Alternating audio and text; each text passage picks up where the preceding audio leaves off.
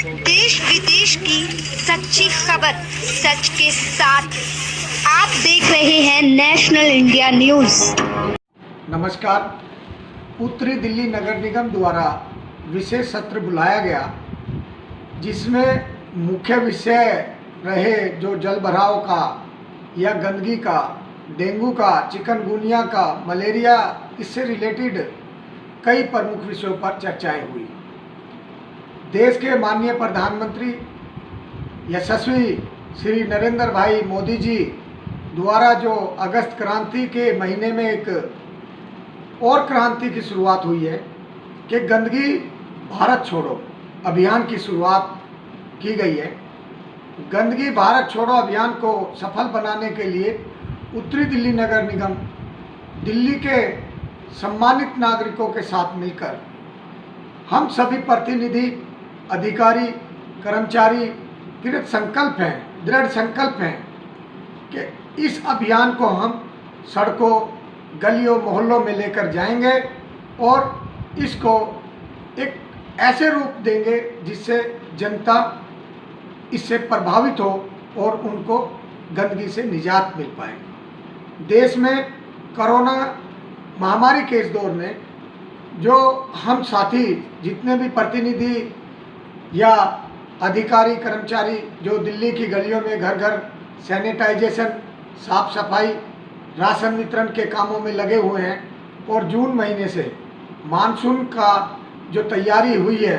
नालों की गाद निकालकर सफाई का कार्य शुरू किया, जो काफ़ी हद तक पूरा किया जा चुका है। तो इस प्रकार की जो पीडब्ल्यूडी के या समस्या जब खड़ी होती है, जब निगम के द्वारा तो अपनी नालियां सफाई करा दी जाती हैं, लेकिन जब दिल्ली सरकार के पीडब्ल्यूडी, जल बोर्ड के नालों और सीवर में जब जाके वो मिलते हैं तो पीडब्ल्यूडी, जल बोर्ड के जो नाले और सीवर साफ न होने के कारण चौक हो जाते हैं।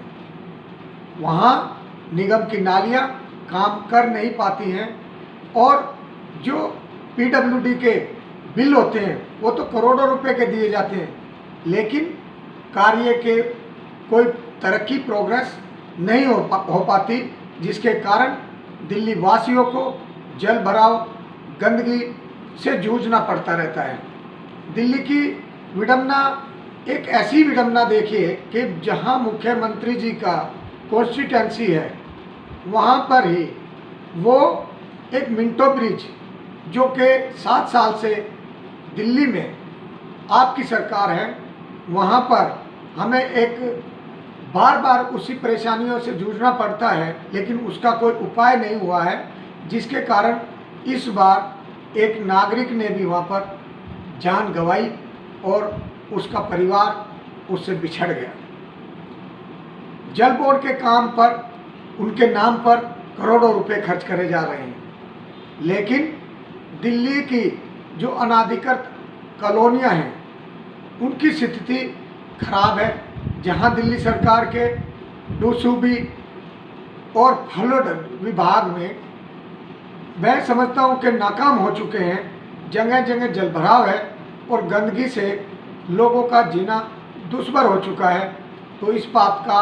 विशेष सत्र में चर्चाएं हुई। दिल्ली के मुख्यमंत्री कहते हैं कि दिल्ली सरकार पर पैसों की कमी नहीं है और दिल्ली के उप मुख्यमंत्री केंद्र सरकार से 3000 करोड़ रुपए की मांग करते हैं, जबकि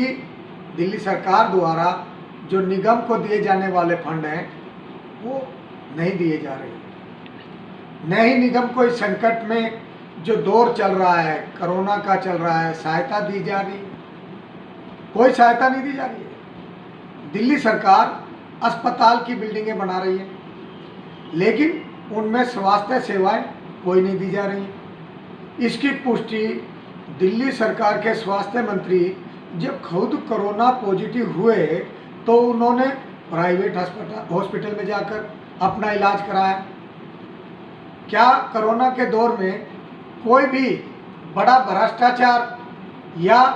किसी हद तक तो जब हो गई जब दिल्ली के उप मुख्यमंत्री ने प्रेस कॉन्फ्रेंस करके दिल्ली को लोगों को डराने का कार्य किया कि जुलाई के अंत तक 5.5 लाख केस आ जाएंगे कोरोना से। तो ये दिल्ली को उजाड़ना चाहते थे या संभालना चाहते थे। ये समझ नहीं आया कितने मजदूर, कितने लोग दिल्ली छोड़कर अपने घरों की तरफ, परदेशों की तरफ लौट कर गए। ये चीज़ भी कुछ षड्यंत्र का रूप ले रही है। यह बेहद शर्मनाक और गैर जिम्मेदाराना है। यह हरकतें जो सरकार कर रही है, उनके उप मुख्यमंत्री कर रहे हैं, और जिस तरह से दिल्ली सरकार कोरोना से निपटने में लापरवाही बरत रही है, ये संभव जब ही हो सकता है, कोरोना को रोका जा सकता है जब सरकारें मिलकर आपस में कार्य करें, ना कि लीपापोती का कार्य करें। लेकिन इस सब को देखते हुए माननीय गृह मंत्री जी, जो श्री अमित शाह जी ने कदम उठाए, दिल्ली की कमान को संभाला और 10,000 बेड अस्थाई बेड जो छतरपुर में राधा स्वामी अस्पताल है, उसमें कुछ जो हमारे